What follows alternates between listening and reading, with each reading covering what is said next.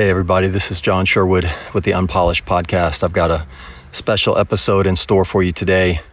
I've actually been hiking up here in the Blue Ridge Mountains on a favorite trail of mine, and I thought I would share with you guys from up here around 5,000 feet.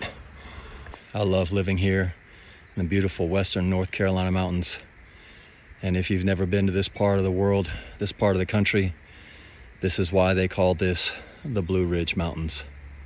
If you're listening to this on an audio platform, please check me out on some of the video platforms like YouTube or Spotify, and you can be able to see video of this podcast and all the others. If you find this content helpful here at Unpolished, please like and subscribe. Feel free to share it with a friend. Today I'm going to actually jump into a solo episode about the issue of artificial intelligence and the intersection of faith and how we implement, how we think about our praxis as people, as families, as communities, as the world around technology as it advances, perhaps more quickly than ever before in human history. And so this is going to affect all of us and is affecting all of us. And so hopefully we can just pause and slow down long enough to think critically about some of the advantages and inherent disadvantages that it offers us as Christians and how we can best utilize it for the glory of God. So one of the biggest things that obviously I think about in my world as I consider the intersection of Christian faith and technology is, of course, young children and parenting. I myself am a dad of young children, and I have lots of friends who are in that life stage and have lots of young children, and trying to navigate screen time and social media, the internet, and now artificial intelligence and language models, generative AI, etc. It's really tough and it's difficult to figure out because it's being adopted and it's changing so quickly that it's hard to really understand any of the medium-term effects, much less any long-term effects. But I think it is important for us as Christians, as the Imago Dei, as image bearers of God, to consider and to think carefully about how we are going to utilize, how we're going to embrace, and how we are going to communally navigate technology to bring glory to God as his image bearers. And so often you hear the term AI and it's kind of thrown out in a lot of different circles. Obviously it's a buzzword for many people, and you can search Google and find all kinds of stuff around AI, and there are many different facets, many different kind of layers and types of things that are just generically called artificial intelligence. And usually AI is used to discuss artificial intelligence and its impact just on society at large. But it's a broad term that encompasses several subtypes of AI technologies. The widespread availability of what's known as generative AI or Gen AI, which has captured everybody's attention over the last few years. It's transforming the way that we live, the way we work, the way we learn. ChatGPT, Midjourney, Google Gemini, all of these are generative AI models that can create new content, that can create original content, essays, stories, computer coding, pictures, images, paintings, all kinds of things. And they do this based on patterns that they've identified in what's quote unquote called training data. This data that they're trained on are massive data sets collected from the internet and all kinds of other sources. And so it's super important for us to develop a healthy relationship with AI. And it's a new challenge for everybody because it's come about so quickly. And it can especially be difficult for young people who are still developing emotionally, mentally, physically, relationally, and they are being inundated in their worlds, perhaps like no other generation ever has with technology, with AI. And they're trying to learn how to explore their social identities outside of their immediate family context. And so AI is all the more important for them to be educated and trained in how to think and how to incorporate AI in a way that's consistent with their family values and the values that they're being raised in. And so, for parents, I think one of the biggest things that I would say in terms of just where to start is be mindful of your own tech usage. Obviously, there has been lots and lots of data, lots and lots of research done in the last several years about social media consumption and how it's really detrimental to our attention, to our relationships. For the better part of 10, 15, 20 years, social media was essentially just adopted wholesale without any real critique. And only after a generation or so of humans were raised on it are we now seeing some of the detrimental effects. And you can check out a great book that I would highly recommend called The Anxious Generation by Jonathan Haidt. There'll be a link in the description. But, just checking your own media consumption, your own social media habits, your own screen time usage, and how that intersects as a family. How do your kids see you implement and, use social media? Is it, with thoughtfulness and with self-denial and with a Christian worldview? I think that's always step one, is to look in the mirror, of course. Step two, I think, is to educate your children, talk about it, have conversations about AI, have conversations about how they're utilizing technology and AI in their school environments or in their friend circles or in other places that you may not be around, and just start to open up dialogue. I think this is always a great parenting technique for all kinds of things, is just to try to cultivate open dialogue with your children. And then, of course, as you do that, do it in a humble way, because we're all learning together. Very, very few of us are experts when it comes to screen time, technology, and artificial intelligence. We're all kind of learning on the job here. And I think it's important for our children, especially at age-appropriate levels, for them to feel like we're journeying with them. We're journeying together. We're still their parents. We still carry a sense of authority and responsibility for them. But we're not experts, and let's not pretend that we are when we're not. But we want to journey together. We want to dialogue. We want to ask honest questions. We want to be forthright, walk in the light, transparent with one another as a family, as these are healthy dynamics for Christian believers to pass on to their children, of how to walk humbly, how to walk in the light, how to exhibit and display traits of humility and transparency, especially when we're inexperienced with things. And when you're talking with your kids, be alert, be attentive for signs of just unhealthy patterns that can develop, especially as children get a little bit older, into those preteen and, of course, teen years. Look for unhealthy habits that they may be picking up with technology, with screen usage, and with AI in particular. Some of these signs are things like when your child shows preference for an artificial intelligence interaction over a human connection or a real relationship. They would rather be looking at a screen for relational comfort and solace instead of a real person. And also be aware of children having an over-reliance on AI for emotional support and guidance. And for some of us, it's going to sound kind of silly and weird, like, well, what do you mean going to AI for emotional support? Well, just like an emotional support dog, and how animals have just bursted onto the scene for emotional support in the States over the last several years, there is this growing opportunity for especially young people to go to technology and go to generative AI in particular, and chatbots and digital false relationships for comfort, because it's becoming increasingly and will soon be unable to be detected in terms of being able to discern it from a real person. So you can go to language model generative AIs and have conversations with it, and it's almost impossible to discern it any differently from a real person that's typing on the other end. And this is obviously really dangerous for all of us as people, but also especially for young children and for young teens who are developing emotionally and relationally. Obviously, if they're spending increased amounts of time on AI, apps such as Character AI or Replica, these kinds of things where these programs and these platforms are designed to use generative AI to create the resemblance of talking to another human. Obviously, this is very, very dangerous for children, especially, but also for all people, in my opinion. Obviously, if there's attempts to hide, screen time or AI usage, these are obviously signs of unhealth. And then obviously, anytime kids are using AI in a way that's unethical, or they're cheating, or they're using it to complete schoolwork independently rather than, developing the necessary skills that they need to do the work themselves. So obviously, generative AI offers a lot of opportunity for plagiarism, for cheating, and for unethical work in the school space. And obviously, this is the case even for adults as well in their workplace.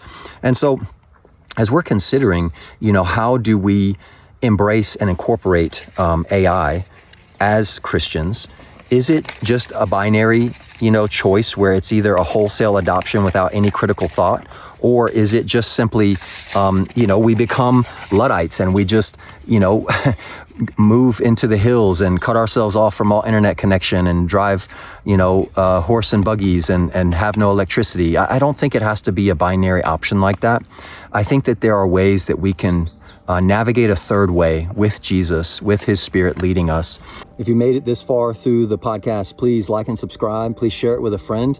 And if you wouldn't mind, please feel free to sign up for emails at johnsherwood.com/podcast, which will keep you up to date about everything going on in my ministry and upcoming events and special opportunities. I think some potential benefits of things like AI is that it allows things like personalized learning and knowledge. It can help us to dive deep into subject matters if we have the ability and discernment to check its sources, to be able to fact check what it's spitting back to us, right? Like even at this point right now, as this is being recorded, most generative AI models, ChatGPT and all of these things that you're seeing pop up everywhere on the internet, every big company is integrating this kind of technology in their platforms. It will all give a disclaimer somewhere in the small text to say basically, double check this, fact check this. These things, are known to make mistakes, which of course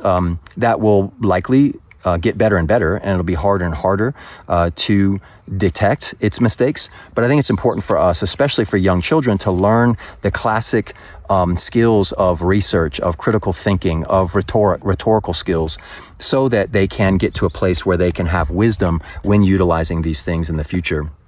And then, of course, it gives us real-time feedback, right? It delivers on-demand feedback, writing, problem solving, we don't have to wade through, like in my childhood, which is dating me, of course, of wading through encyclopedias and huge volumes of dictionaries to find answers of things. Our ability to access information and to massage and to research information is more quick and able to be faster than ever before.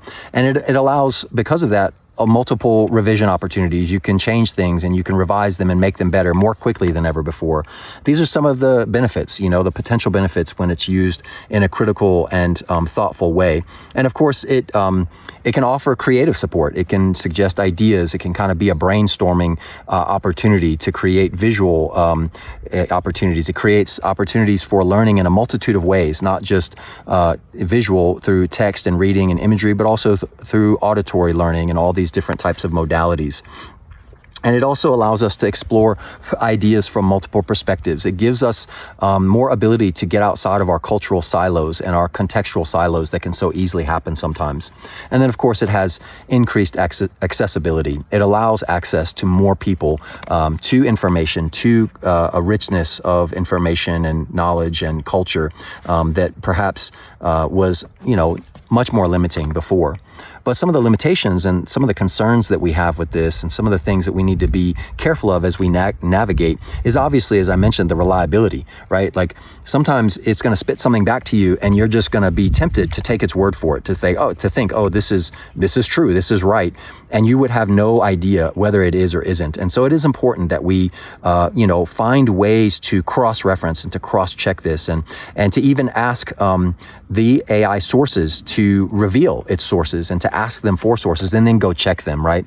I think that's probably one of the biggest risks, in my opinion, is the reliability and the false information, actually what's called AI hallucinations. So AI hallucinations are when humans are deceived into thinking that something is real when it is actually not. It's actually AI generated, it's fake, it's false, whether that be an image, whether that be audio, whether that be video, whether that be text, whatever it is that AI is generating, it may not actually be true, but the human who's receiving it can't tell that it's not true, and so they embrace it as true, and this is called an AI hallucination. I actually recently, a family member of mine told me that this happened to them. They were searching the internet and browsing around, and they found a podcast about some subject matter that they were really interested in the medical field, things about nutrition and dietary habits and things like this. And they were listening to this podcast for many, many episodes. And they told me it was actually a video feed too, that it had a real person, a real woman on there talking. And she reached out to the company that was, promoting this content and this material, and they told her that that was fake and it was all done by AI. And so she had an AI hallucination where this whole time she was, thinking that she was watching a real human put out real content when it actually wasn't. And, these kinds of things I think are going to become more and more difficult for us to even recognize and discern. So this is a huge, huge negative consequence and effect, and a huge, threat, I think, for us as Christians and as humans, to not be able to discern the difference between what's real and what's not, obviously, is a huge, huge problem, and something that we need to consider very carefully. Obviously, it also can threaten our what's called cognitive offloading. In other words, we sort of outsource our own brain's ability to think through things. So we become less proficient at things like critical thinking, things like being able to research, knowing how to understand things, epistemology, like how do we know what we know, and why do we know it? Those things will be degraded the more and more we rely on things like AI to quote unquote think for us. And obviously, there's all kinds of data privacy issues around this, just feeding it content, right? Like, I know many people that are just uncritically and kind of wholesale adopting this, having conversations, having relationships with this, talking about their feelings and asking advice about their feelings. I know one minister friend who recently told me that they were working in a relationship with ChatGPT to develop a Bible study series to help people come to the knowledge of the truth of the gospel of Jesus. And there's some inherent risks there, I think. And, it's not that it's all bad or that there can't be anything helpful, but I think that there are inherent risks there. And obviously, some of the data privacy is that the more information we feed it, the more information we submit to it in its training data sets, the more kind of unfiltered and loose it gets, and the more difficult it becomes to discern what it's spitting back to us, because there's so much input from so many people that it's hard to know what's actually reliable. And that will only continue to increase the more people use it. A similar phenomenon happened in social media and happens in social media with the quote unquote fake news, right? We've seen this in the West now for years, where social media is utilized in ways to deceive people intentionally. And I think that AI is going to do that as well. And it will become more and more difficult for even the most scrutinizing and most critical and most well-educated humans to tell the difference, unfortunately. It can obviously encourage these kind of emotional connections that I think are fraught with danger. And then, of course, there's some equity of access concerns, of who has access to AI. Somebody sent me a video or a meme that was produced by AI about, the gospel. And it sounded to me, because I study theology and have kind of devoted my life and my career to that, it sounded to me like a very specific theological lens. And what I told my friend is that's because right now the data set that it's pulling from to answer the question that it was fed is coming from primarily people on the planet who have had access, the wealthy, the European white-centric people who have internet access, right? So there's huge swaths of humanity that currently have not really been a part of feeding this generative AI into its data sets, because they're not affluent, they don't have internet connection, they're not well represented on a global stage, etc. And these are the kinds of critical thinking parameters that most people don't ever consider. They just take what ChatGPT, for instance, or Google Gemini or any other one, we just take what it gives us as, oh, this is truth, and without really thinking through, well, actually, this is just one slice of a perspective. And I think it's important for us, if we're going to engage in this, to understand that it has those limitations. And so I'm going to drop some more helpful links in the show notes and in the description here if you want to check out more resources on how to incorporate AI, how to think about it as a parent with your children, as you're raising children, questions to ask even with your school board, your teacher, staff at your school, because obviously this is happening so quickly. Very, very few people are thinking through this or actually spending time. And that includes our teachers, that includes includes our principals, that includes our school boards, that includes our government and our national agencies that are trying to figure out what kind of regulation. Obviously, we know that invention always is going to outpace regulation. And this is something that we've seen, I mentioned it earlier, in social media. Social media, Facebook, it took the world by storm. And then only after a generation are we able to actually think through, to have some data sets to see in hindsight, what does this really mean? And so I personally am very leery of AI because it's so new. And this is coming from someone who has a personality type of being an early adopter. I'm not afraid of change. I'm not afraid of risk.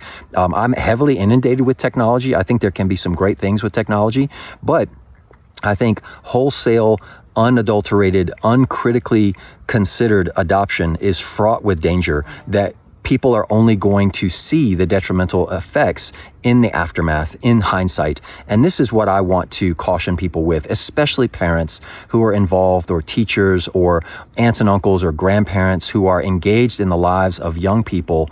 We've got to be really, really careful. And most everything that I'm seeing so far of the people, the organizations, the 501c3s that are in this space trying to be the tip of the spear for the adoption and for the integration of these modalities of technology, they're all saying that basically young children need to not have access to this. Anyone under the age of 13 should not have access to AI. It's just not appropriate for them. And even anyone over the age of 13, it needs to be done very carefully in community with lots of open, honest communication.